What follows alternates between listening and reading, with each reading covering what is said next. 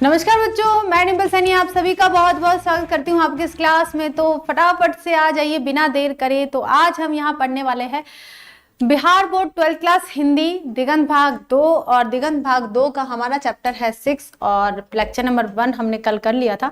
आज हम करेंगे लेक्चर नंबर 2 और जिसका नाम है भगत सिंह जी के द्वारा लिखा गया है। और इसका जो 2 टॉपिक है यानी कि भगत सिंह जी के यहाँ पर 2 पॉइंट दिए गए हैं, एक तो विद्यार्थी और राजनीति और एक लेख तो हो गया विद्यार्थी और राजनीति, और एक पत्र है वो हम नेक्स्ट टाइम करेंगे क्योंकि आज एक पत्र बहुत बड़ा है, नहीं हो पाएगा। तो हम आज एक ही टॉपिक करेंगे विद्यार्थी और राजनीति, यानी कि एक लेख जो टॉपिक है वो वाला हम करने वाले। तो लेक्चर नंबर 2 है ये। तो क्लास शुरू करने से पहले मैं आपको बताना चाहूंगी कि यहाँ जो भगत सिंह जी का हमने जीवन परिचय पढ़ा था, संपूर्ण जीवन परिचय पढ़ा था, तो उसको आपने अच्छे से पढ़ लिया होगा। अगर भगत सिंह के बारे में, उनसे जीवन से जुड़ी हुई बातों के बारे में अगर आता है, क्योंकि आपकी बुक में जो लिखा गया है जीवन परिचय, उसमें से तो आपको सारा कुछ पढ़ना ही पड़ेगा।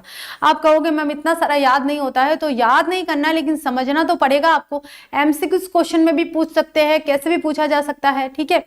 आज हम जो टॉपिक पढ़ने वाले हैं विद्यार्थी और राजनीति, उसमें क्या है मैंने आपको कल बताया था कि भगत सिंह स्वयं एक विद्यार्थी थे और विद्यार्थी जीवन में ही उन्होंने क्रांतिकारी आंदोलन में भाग ले लिया था।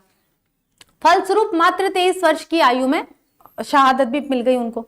तो इतनी छोटी उम्र में भी वे राजनीति में प्रवेश कर गए थे। तो कुछ लोग ऐसे, क्योंकि उन्होंने अपने जीवन में देखा था कि जो उनके सहपाठी थे वे भी उनके साथ सम्मिलित होना चाहते थे, लेकिन उनके जो अभिभावक थे, उनके पेरेंट थे, वो कहते थे कि नहीं, विद्यार्थी जीवन में राजनीति में नहीं जाना चाहिए। तो क्या वास्तव में भगत सिंह जी ने एक लेख लिखा है कि वास्तव में विद्यार्थियों को राजनीति में से मतलब कोई सरोकार नहीं रखना चाहिए, कोई मेल मिलाप नहीं रखना चाहिए, क्योंकि अगर हम केवल डॉक्टर, इंजीनियर और शिक्षक या फिर कोई वकील या ऐसे ही लोगों को बनाते रहे तो हमारे देश की जो डोर है उसको कौन पकड़ेगा भाई? हमारे देश को जो आगे चलाने वाला व्यक्ति है वो कहाँ से आएगा? तो इसके लिए भी तो शिक्षा लेना जरूरी है। तो राजनीति भी बहुत जरूरी है विद्यार्थी जीवन में। तो शुरू करते हैं हम। हमारा यहाँ पर एक लेख है विद्यार्थी और राजनीति।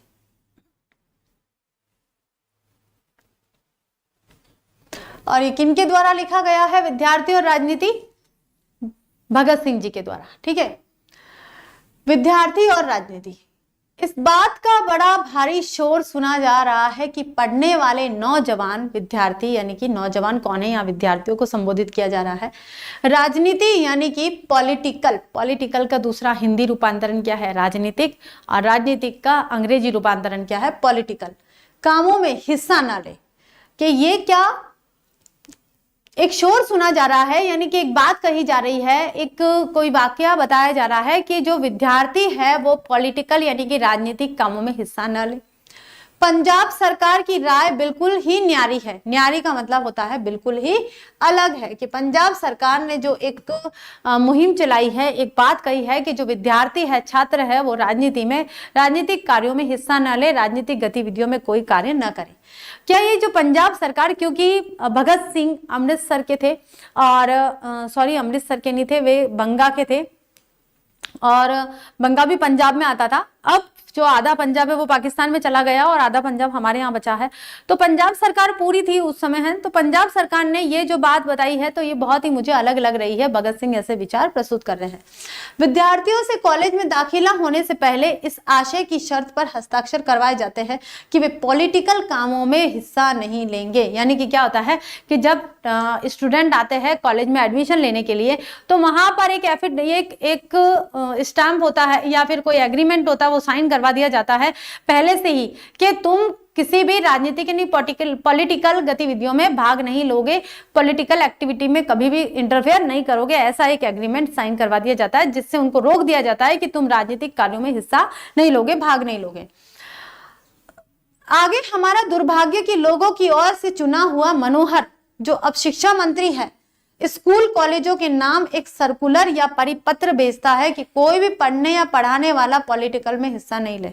अब देखिए क्या हुआ कि हमारा जो दुर्भाग्य है वो भी ऐसा हुआ कि हमारी तरफ से ही एक चुना हुआ मनोहर है जो शिक्षा मंत्री बन गया है और उसने ही ये सर्कुलर चलाया है कि अब कोई भी जो विद्यार्थी है, जो छात्र जीवन में जी रहा है, वो राजनीतिक कार्यों में हिस्सा नहीं लेगा। कुछ दिन हुए जब लाहौर में स्टूडेंट यूनियन या विद्यार्थी सभा की ओर से विद्यार्थी सप्ताह मनाया जा रहा था। भाई होगा भाई उस समय, है ना। यहाँ भगत सिंह जी लिख रहे हैं कि कुछ दिन समय पहले की बात है जब लाहौर में, कहां पर, लाहौर में स्टूडेंट यूनियन यानी कि विद्यार्थी सभा की ओर से विद्यार्थी सप्ताह मनाया जा रहा था। वहां भी सर अब्दुल कादर और प्रोफेसर ईश्वर चंद्र नंदा ने इस बात पर जोर दिया कि विद्यार्थियों को पॉलिटिकल में हिस्सा नहीं लेना चाहिए। देखिए सभी राजनीतिज्ञों के विचार है ये कि विद्यार्थियों को पॉलिटिकल में हिस्सा नहीं लेना चाहिए, वे सभी कह रहे हैं। पंजाब को राजनीतिक जीवन में सबसे पिछड़ा हुआ कहा जाता है। अब क्यों कहा जाता है? क्योंकि वहां के बच्चों को राजनीतिक यानी कि विद्यार्थी जीवन में ही राजनीति से अलग कर दिया जाता है। फिर जब विद्यार्थी जीवन में अलग कर दिया जाता है तो जो छठे छठाए बच्चे हैं, जो इंटेलिजेंट है, वो अपना जो फ्यूचर है वो किसी और फील्ड में बनाते हैं, या तो वो वकालत करने चले जाते हैं, या फिर वो बिजनेस करने चले जाते हैं, या विदेश चले जाते हैं पढ़ने के लिए। जो भी सक्षम है, जैसे पैसे वाले लोग थे, वो बाहर चले जाते थे पढ़ने के लिए, या फिर यहाँ भी पढ़ते थे तो अपने घर का व्यापार करने चले जाते थे, या कोई किसान है तो खेती करने लग जाता था, लेकिन वो राजनीति में प्रवेश नहीं करता था। हमारे देश में जो गतिविधि हो रही है, हमारे देश के संचालन में हिस्सा नहीं लेता था, क्योंकि उनको रोक दिया जाता था। पंजाब में, खास तौर पर पंजाब में ज्यादा कर दिया जाता, इसलिए पंजाब की जो राजनीति है वो कैसी थी? कमजोर थी, कि सबसे पिछड़ा हुआ माना जाता है कि पंजाब की जो राजनीति कैसी थी? कमजोर थी, क्योंकि वहां पर जो सक्षम लोग थे वे नहीं आ पाए, वे किसी और काम में चले गए, क्योंकि उनको उस राजनीति से अलग थलग ही रखा जाने लगा। इसलिए इसका क्या कारण है? क्या पंजाब ने बलिदान कम दिए हैं? यानी कि इसका कारण यह है कि पंजाब में देश को चलाने के लिए, यानी कि देश की स्वतंत्रता के लिए कम बलिदान हुए हैं, इसलिए पंजाब को मतलब इस राजनीति से अलग रखा जाने लगा कि यहाँ पर देश के लिए यानी कि देश प्रेमियों की कमी है, इसलिए हम इस देश को, यानी कि पंजाब राज्य में देश प्रेमियों की कमी है, इसलिए हम पंजाब के लोगों को राजनीति में हिस्सा नहीं लेने देंगे। ऐसा था।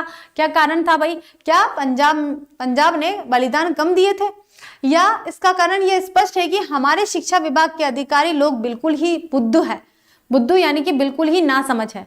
हमारे शिक्षा विभाग के लोग हैं वो समझ ही नहीं पा रहे हैं कि राजनीति और विद्यार्थियों का जीवन तो शुरू होना ही चाहिए। विद्यार्थी जीवन से ही राजनीति का पाठ पढ़ाया जाना चाहिए, तभी तो हम आगे तक मतलब उस स्तर पर आ जाएंगे जब हमें देश की डोर को अपने हाथों में लेना है। युवा वर्ग के हाथों में तो होता है सब कुछ। आज पंजाब काउंसिल की कार्रवाई पढ़कर इस बात का अच्छी तरह पता चलता है। पंजाब काउंसिल की कोई काउंसिल है, पंजाब एक समिति है, उस समिति की कोई कार्रवाई होगी। उस कार्रवाई को जब भगत सिंह ने पढ़ा तब उन्होंने ये जाना। पढ़कर इस बात का अच्छी तरह से पता चलता है कि इसका कारण यह है कि हमारी शिक्षा निकम्मी है। निकम्मी का मतलब होता है बेकार है। शिक्षा ऐसी होनी चाहिए जिसका सदुपयोग हो, है ना। आज हमारे देश में स्किल डेवलपमेंट हो रहा है, यानी कि शिक्षा केवल किताबी नहीं हो कि आप किताब में पढ़ रहे हो, वैसी नहीं होनी चाहिए। हमारी शिक्षा हुनर वाली होनी चाहिए। आप जिस कार्य में दक्ष हो वह आपकी शिक्षा होनी चाहिए। उसमें आप उस फील्ड में आपको किसी तरह का कोई डिप्लोमा लेना चाहिए, या उस फील्ड में आपको कुछ अच्छा करना चाहिए, ऐसी शिक्षा होनी चाहिए। ना कि आप सिर्फ किताब में पढ़कर और आपने जो भी क्वेश्चन आंसर कर लिए है, पैसेज कर लिए है, वो कर लिया है, निबंध लिख लिया है, और उसको आपने कभी क्रिएटिव में लाया ही नहीं, कहीं अपने जीवन में धारण ही नहीं किया, तो उन चीजों का फिर रोल क्या है? तो शिक्षा स्किल डेवलपमेंट की होनी चाहिए, ना कि किताब तक होनी चाहिए। तो भगत सिंह जी ने क्या विचार प्रस्तुत किया कि इसका मतलब यह है कि हमारी शिक्षा कैसी है? निकम्मी है, हमें बेकार बना रही है, हमें बेरोजगार बना रही है। ऐसी शिक्षा पद्धति है जिसका हम कभी उपयोग कर ही नहीं सकते हैं और फिजूल होती है। और विद्यार्थी युवा जगत अपने देश की बातों में कोई हिस्सा नहीं लेता, उन्हें इस संबंध में कोई भी ज्ञान नहीं होता। जब वे पढ़कर निकलते हैं तब उनमें से कुछ ही आगे बढ़ते हैं, लेकिन आगे पढ़ते हैं, लेकिन वे ऐसी कच्ची कच्ची बातें करते हैं कि स्वयं सुनकर स्वयं ही अफसोस कर बैठ जाने के सिवा और कोई चारा नहीं होता। अब देखिए यहाँ भगत सिंह ने जब ये लेख लिखा तो जब उनकी शहादत हुई थी उससे पहले ही लिखा है बच्चों। अब शहादत के पहले लिखा है, इसका मतलब हमारा देश गुलाम था।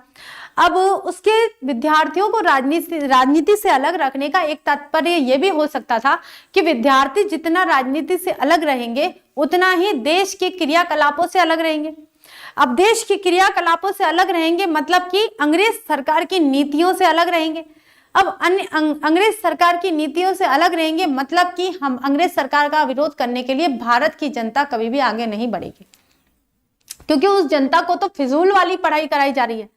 उसको तो निकम्मी पढ़ाई कराई जा रही है जिसका कोई रोल ही नहीं है, ऐसी शिक्षा दी जा रही है। तो भगत सिंह जी ने यह कहा कि अगर विद्यार्थी जीवन में हमें राजनीति से अलग रखा जाता है, किसी भी छात्रों को राजनीति से अलग रखा जाता है, इसका मतलब यह है कि हमें सरकार की गतिविधियों से अनभिज्ञ रखा जा रहा है।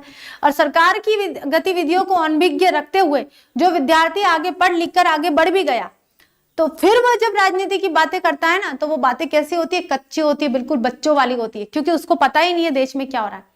देश गुलाम था, अंग्रेज सरकार हमारे देश के लिए क्या कर रही थी, कौन कौन सी कमीशन आ रहे थे यहाँ पर, कौन कौन से नियम आ रहे थे, कौन कौन सी कमेटियां बन रही थी। साइमन कमीशन आया था, कई तरह की, जैसे जलियांवाला बाग हत्याकांड हुआ था, उसके बाद कई तरह की नीतियां आई थी, कई तरह के कानून बनाए जा रहे थे। वो कानून हम पर थोपे जा रहे थे, हमें स्वेच्छा से अपनाने के ऊपर नहीं, हमारे ऊपर जबरदस्ती थोपे जा रहे थे। तो भगत सिंह और उनके साथियों को तो पहचान हो गई थी, उन्होंने तो उसका विरोध किया। लेकिन जो लोग इस राजनीति से अलग थे और जो शिक्षा ग्रहण कर रहे थे, और वो इस राजनीति से अलग थलग रहकर शिक्षा ग्रहण कर रहे थे, उनको पता ही नहीं था कि देश में इस तरह का भी कुछ हो रहा है, उनको मालूम ही नहीं था, क्योंकि उनको इन चीजों से अलग रखा जा रहा था। जिन नौजवानों को कल देश की बागडोर हाथ में लेनी है, उन्हें आज ही अक्ल के अंधे बनाने की कोशिश की जा रही है। अक्ल के अंधे यानी कि जिन नौजवानों को आगे देश चलन में, देश को चलाने में, क्योंकि ये तो था ही नहीं कि देश आजाद नहीं होगा, हम देश को आजाद कराने के लिए हम जब मर मिटने के लिए तैयार है, तो कोई तो होगा जो देश की बागडोर अपने हाथों में लेगा। लेकिन जब हमें देश चलाने का अनुभव ही नहीं है, हमें पता ही नहीं है कि देश की जनता के लिए क्या करना चाहिए, क्या नहीं करना चाहिए, कौन से नियम बने हैं, कौन से नियम थोपे गए हैं, किन अधिकारों को हमें लेना है, किन नियमों को हटाना है, कौन से नियम जनता विरोधी है, जन विरोधी है, लोगों का शोषण कर रहे हैं, उनका हमें पता ही नहीं है। तो फिर हम उनकी उस देश की बागडोर कैसे ले सकते हैं? तो हमारे हाथ तो कैसे अनभिज्ञ है, हमें पता ही नहीं, हमें मालूम ही नहीं है। तो अक्ल की अंधे वाली बात हो गई है कि अक्ल का अंधा बनाया जा रहा है। हमें कहा जा रहा है कि हम बुद्धिमान हैं, लेकिन बुद्धिमान तो तब होंगे ना जब हम हमारे उस देश के, हमारी मातृभूमि के बारे में जानेंगे। हम मातृभूमि के बारे में तो जान ही नहीं रहे। युवा को मातृभूमि के जो भी नियम कानून है उससे तो आप अनभिज्ञ रख रहे हो, उसको तो आप अवगत करवा ही नहीं रहे हो, तो फिर वो कैसे जानेगा? ठीक है। तो भगत सिंह जी उन लोगों को क्या कह रहे हैं, उन्हें आज ही अक्ल के अंधे बनाने की कोशिश की जा रही है। इससे जो परिणाम निकलेगा वह हमें खुद ही समझ लेना चाहिए कि क्या होगा कि जब ऐसे लोगों के हाथों में राजनीति की डोर यानी कि देश की बागडोर संभालाई जाएगी, तब क्या होगा? क्या वो देश को अच्छे ढंग से चला पाएंगे? क्या वो देश के हित में सोच पाएंगे? देश क्या है, किन परिस्थितियों से जूझ कर निकला है, किस तरह से उन्होंने ये आजादी ग्रहण कर प्राप्त की है, इसके बारे में वो जान पाएगा? जिसको यही नहीं पता है कि राजनीति क्या है। यह हम मानते हैं कि विद्यार्थियों का मुख्य काम पढ़ाई करना है, उन्हें अपना पूरा ध्यान उस ओर लगा देना चाहिए। लेकिन क्या देश की परिस्थितियों का ज्ञान और उनके सुधार के उपाय सोचने की योग्यता पैदा करना उस शिक्षा में शामिल नहीं है? जैसे आज देखिए बच्चों, इससे थोड़ा सा मैं हटकर बात करती हूँ। जैसे आज आपकी शिक्षा पद्धति के अंतर्गत हिंदी को ले लीजिए, मैं और सब्जेक्ट पे नहीं जाती हूँ, और भी सब्जेक्ट ऐसे हैं जो देश हितार्थ कार्य करते हैं। जैसे हम बात करते हैं पर्यावरण अध्ययन की बात करते हैं। आज के समय में एक नया विषय जोड़ा गया है, पर्यावरण अध्ययन। आप इसे कॉलेज स्तर पर भी देख सकते हो। आप जब ग्रेजुएशन करते हो तब भी आपको एक पर्यावरण अध्ययन का पेपर देना होगा। उसके लिए क्या होता है कि पर्यावरण क्या है भाई, उसके प्रति हमारे कोई दायित्व बनते हैं? नहीं बनते। तो विद्यार्थी जीवन में ही हमें यह सिखा दिया जाता है कि हमें क्या करना चाहिए। हमें निबंध लिखना है, भ्रष्टाचार के कारण, निवारण और उपाय बताइए। मतलब भ्रष्टाचार के कारण और उसके प्रभाव और उसके निवारण को लिखिए।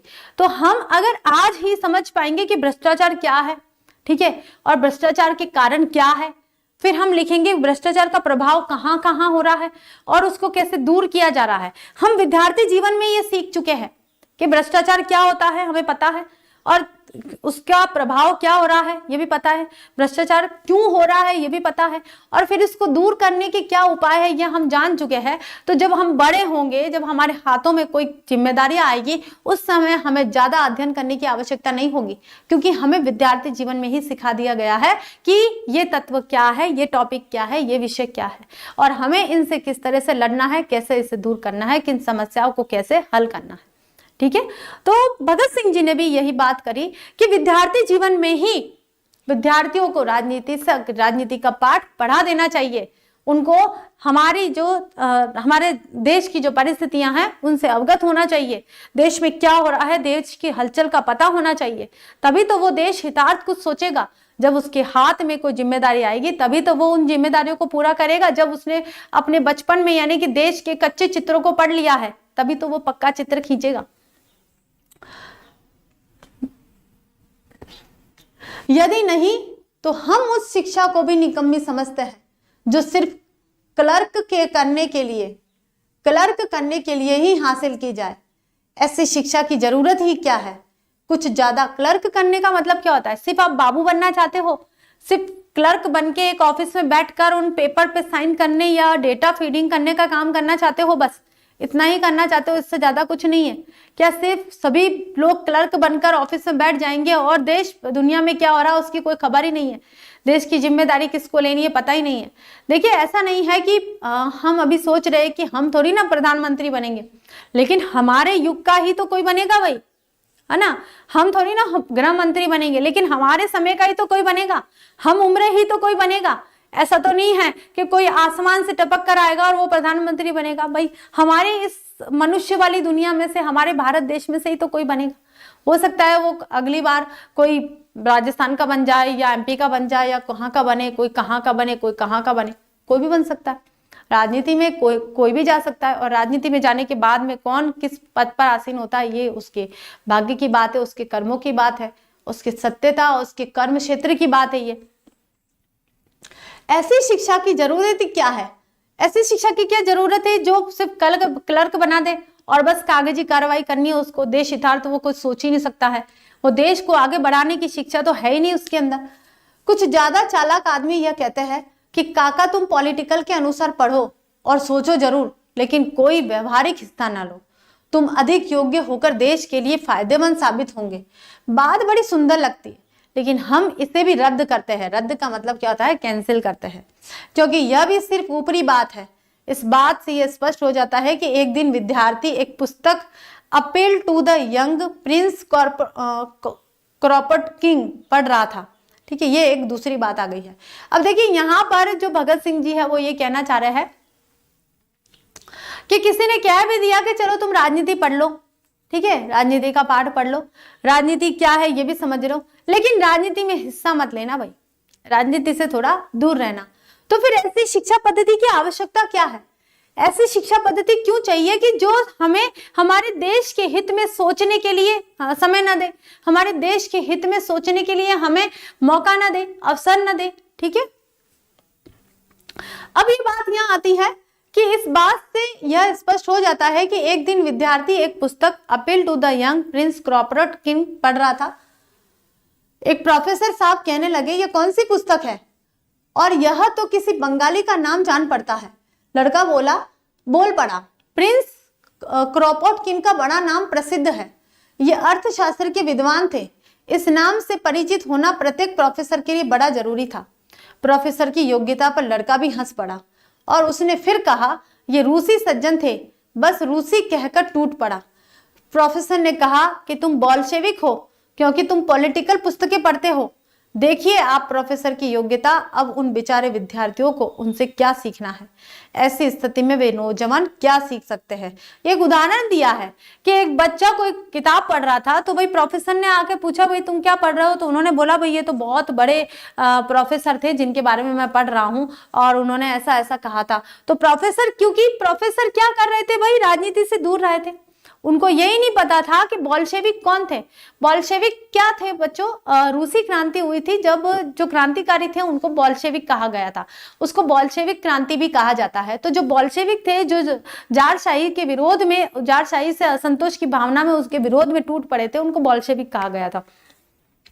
तो जो रूसी क्रांति, जो रूसी सज्जन थे, क्योंकि ये कौन थे भाई, रूसी सज्जन थे, और सज्जन थे तो क्या थे, सिर्फ और सिर्फ वे जानते थे कि हम, मेरे जो राजा थे, मेरे जो शासक थे वही सब कुछ थे, वे यही समझते थे।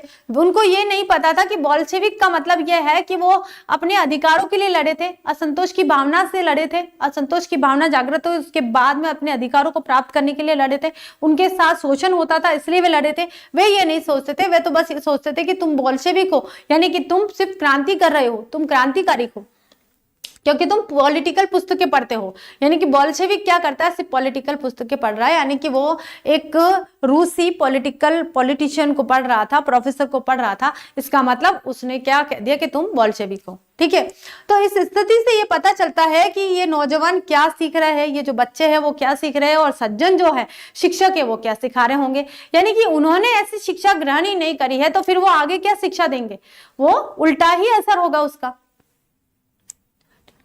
दूसरी बात यह है कि व्यवहारिक राजनीति क्या होती है। महात्मा गांधी, जवाहरलाल नेहरू और सुभाष चंद्र बोस का स्वागत करना और भाषण सुनना तो हुई व्यवहारिक राजनीति, पर कमीशन या वायसराय का स्वागत करना क्या हुआ? क्या वह पॉलिटिकल का दूसरा पहलू नहीं? सरकारों और देशों के प्रबंध से संबंधित कोई भी बात पॉलिटिकल के मैदान में हो गिनी जाएगी, तो फिर यह भी पॉलिटिकल हुई कि नहीं हुई है। अब यहाँ भगत सिंह एक प्रश्न कर रहे हैं कि भाई व्यवहारिक राजनीति तो यह हुई है कि या तो महात्मा गांधी जी आ गए हैं, या जवाहरलाल नेहरू आ गए हैं, या फिर सुभाष चंद्र बोस आ गए हैं, और हमने उनका स्वागत कर लिया, तो वो क्या हो गई भाई, पॉलिटिकल, ये व्यवहारिक राजनीति। ठीक है, उनका भाषण सुनना, उनका स्वागत करना, ये व्यवहारिक राजनीति है। राजनीति में व्यवहार कैसे किया जाता है ये बताया जा रहा। पर अगर कोई कमीशन आ जाए, कमीशन का मतलब जैसे साइमन कमीशन आए थे तो उनका तो विरोध हुआ था भाई। ठीक है, अब विरोध कब करेंगे, जब हमें पता चले कि साइमन कमीशन को लाया क्यों जा रहा है। अगर उस समय भगत सिंह, लाला लाजपत राय और लाला लाजपत राय के जो सहयोगी थे वे अगर साइमन कमीशन की जानकारी नहीं रखते, अगर वे जो युवा वर्ग थे वो युवा वर्ग राजनीति से जुड़े हुए नहीं रहते और राजनीतिक हलचल यानी कि देश में होने वाली हलचल को नहीं पहचानते, तो उन्हें कैसे पता चलता कि साइमन कमीशन को क्यों लाया जा रहा है, उनका विरोध क्यों किया जा रहा है, उनका विरोध क्यों करते, अगर पता ही नहीं चलता तो। ठीक है, तो इसलिए व्यवहारिक राजनीति का पता होना भी जरूरी है। तो पर कमीशन या वायसराय का स्वागत करना क्या हुआ? अगर कोई कमीशन आया है, भारत के हित में आया है, देश के हित में आया है, तो उस कमीशन या वायसराय जो भी आता था, गवर्नर जनरल जो भी आता था, उसका स्वागत करना क्या व्यवहारिक राजनीति के अंतर्गत आता था? क्या यह पॉलिटिकल का दूसरा पहलू नहीं है? क्या ये राजनीति का दूसरा पहलू नहीं था? सरकारों और देशों के प्रबंध से संबंधित कोई भी बात पॉलिटिकल के मैदान में हो गिनी जाएगी, तो फिर यह भी पॉलिटिकल हुई या नहीं हुई? हुई ना। चाहे आप सरकार की बात करो या देश की बात करो, या कोई देश का कोई व्यक्ति आया है, इंग्लैंड से कोई व्यक्ति आया है या कहीं और से आया है, आप उसका स्वागत कर रहे हो, व्यवहार कर रहे हो, बातचीत कर रहे हो, तो ये भी क्या है? व्यवहारिक राजनीति। राजनीति में व्यवहार करना है, यानी कि प्रोटोकॉल जिसको बोलते हैं, प्रोटोकॉल के अनुसार चलना। ठीक है, कहा जाएगा कि इससे सरकार खुश होती है और दूसरी से नाराज। दूसरी से नाराज कैसे? मतलब अगर आपने किसी कमीशन का या वायसराय का स्वागत किया है तो सरकार खुश रहेगी, लेकिन अगर आपने सुभाष चंद्र बोस, महात्मा गांधी, जवाहरलाल नेहरू का स्वागत किया है, उनका भाषण सुना है, उनकी सभा का आयोजन किया है, तो नाराज हो जाएगी। ठीक है, फिर सवाल तो सरकार की खुशी या नाराजगी का ही हुआ। क्या विद्यार्थियों को जनमत ही की खुशामद का पाठ पढ़ाया जाना चाहिए? यानी कि जो जनमतें हैं, यानी कि जो सरकारें हैं, उनकी खुशामद करने का ही पाठ पढ़ाना है, उसका विरोध करने का पाठ नहीं पढ़ाना। सत्य क्या है, जनहित क्या है, उसका पाठ नहीं पढ़ाना। जनता का हित क्या है, कल्याण क्या है, देश का हित क्या होता है, इसका पाठ नहीं पढ़ाना है। तो फिर ये हुआ कि सिर्फ किसका पाठ पढ़ाना है कि आपको राजनीतिक नेताओं की खुशामद कैसे करनी है, ये पाठ पढ़ाना है क्या? देखिए, भगत सिंह जी ने काफी हम विद्यार्थियों के लिए, मैं आप लोगों के लिए कहूंगी कि आप जैसे विद्यार्थियों के लिए बहुत अच्छी बात कही है कि हमें केवल एक ही चीज नहीं करनी है, केवल हमें एक परिपाटी से नहीं पढ़ना है, एक जो सभ्यता और संस्कृति चली आ रही है, केवल कि हमें बस डॉक्टर बनना है, डॉक्टर बनना है। आपको जिस फील्ड में भी जाना है अच्छी बात है, लेकिन आपको अपनी राजनीति और अपने देश के जो भी गतिविधियां हो रही है, जो भी क्रिएटिविटी हो रही है, जो भी कार्य हो रहा है, उन सब कार्यों से अवगत होना चाहिए। आपको पता होना चाहिए आपके देश में क्या हो रहा है, क्योंकि आप बाद में डॉक्टर हो, पहले आप एक नागरिक हो। आप बाद में इंजीनियर हो, पहले आप एक नागरिक हो। एक नागरिक होने के नाते आपको देश के हित के बारे में सोचना चाहिए। आप बाद में देखिए डॉक्टर बनोगे तब भी आप शपथ लोगे। ठीक है, जो भी साइंस वाले बच्चे सब अच्छे से पढ़ रहे हैं और देख रहे हैं, आप साइंस वाले बच्चों सब क्या करना चाहते हो, नीट देना चाहते हो, और नीट का एक ही है कि भाई आप डॉक्टर बनना चाहते हो, तो डॉक्टर बनोगे तब भी शपथ लोगे कि मैं देश में होने वाले यानी कि कोई भी व्यक्ति है मानव की सेवा करूंगा या उसका जैसे भी होगा उसका इलाज करूंगा, जो भी लेते हैं मुझे नहीं पता लेकिन लेते हैं। तो आप क्या करोगे, अपने देश को आगे बढ़ाने का कार्य करोगे नहीं करोगे? तो ये भी क्या हुआ, देश हितार्थ हुआ। लेकिन फिर भी आपको अपने देश की गतिविधियों से जुड़कर रहना चाहिए नहीं रहना चाहिए? तो आप किसी भी फील्ड में जाओ आपको जुड़कर रहना चाहिए, ना कि आपको खुशामद करनी चाहिए। मतलब ये तो उस समय की बात बताई जा रही है, आज तो कोई नहीं करता है। आज तो सब अपने अधिकारों के, सबसे पहले तो फंडामेंटल राइट का उपयोग करते हैं। आप अपने मौलिक अधिकारों का उपयोग करते हो। आज हर जगह देखा जाए आप अपने मौलिक अधिकारों का उपयोग करते हो। मौलिक अधिकार अगर आपको पता नहीं है तो आप एक बार पढ़ लेना, बहुत जरूरी है, आपके जीवन में हर समय काम आने वाले।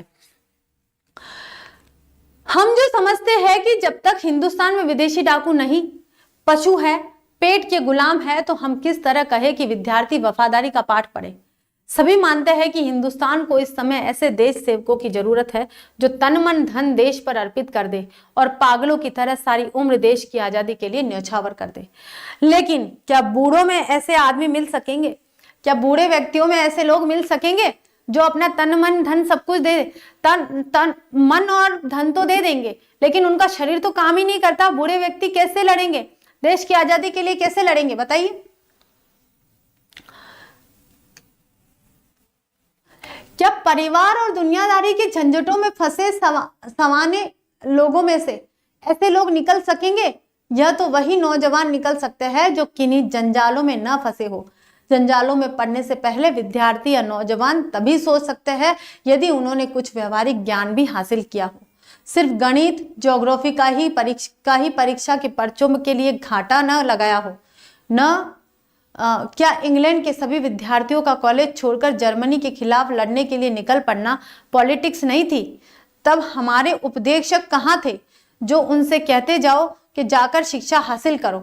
अब देखिए उन्होंने बहुत अच्छी बात बताई है, एक बहुत अच्छा उदाहरण दिया है कि इंग्लैंड के सभी विद्यार्थी जर्मनी के खिलाफ लड़ने के लिए नहीं चले गए थे, और अगर नहीं चले जाते तो वो अगर गए हैं इसका मतलब उनको पॉलिटिकल की शिक्षा दी गई थी, उनको देश की परिस्थितियों से अवगत कराया गया था, इसलिए वे जर्मनी के खिलाफ लड़ने के लिए चले गए थे, इंग्लैंड के जितने भी विद्यार्थी थे। तो हमारे देश में फिर इस तरह का उल्टा पाठ क्यों पढ़ाया जा रहा है कि विद्यार्थियों को राजनीति से अलग कर दिया जाए? भाई विद्यार्थियों को राजनीति से अलग रखो भाई, क्योंकि राजनीतिक गतिविधियों में इनका कोई रोल नहीं है, इनका कार्य है पढ़ाई करना, पढ़ना, ठीक है। तो ये केवल हमारे देश में ही क्यों हो रहा है? तो भगत सिंह जी ने जो भी बातें कही थी सटीक साबित हुई थी, और ये बहुत बड़ी बात है कि उन्होंने अपने विद्यार्थी जीवन में ही ऐसा लेख लिख डाला और लोगों को बता दिया कि क्यों विद्यार्थियों को राजनीति से अलग कर दिया जाए, क्यों। उसके लिए उन्होंने कई उदाहरण भी दिए हैं।